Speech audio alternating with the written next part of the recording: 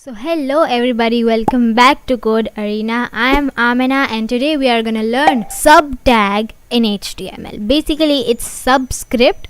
So let's say I've written here P and inside it I've written O. And in the subtag I've written 2 and after that I've closed these both. Then the output would be like this O2.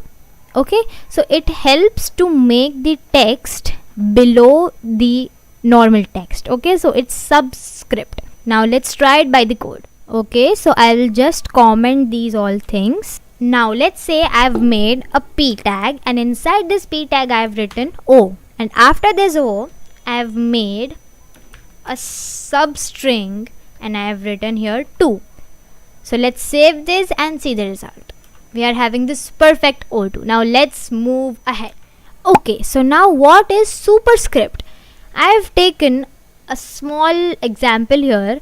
Inside this p tag I have written 5 and after 5 I have written here a superscript, and inside this superscript I have written here 2. So it will come above the normal text, and after inside this p tag I have written equals to 25. So this will be the output.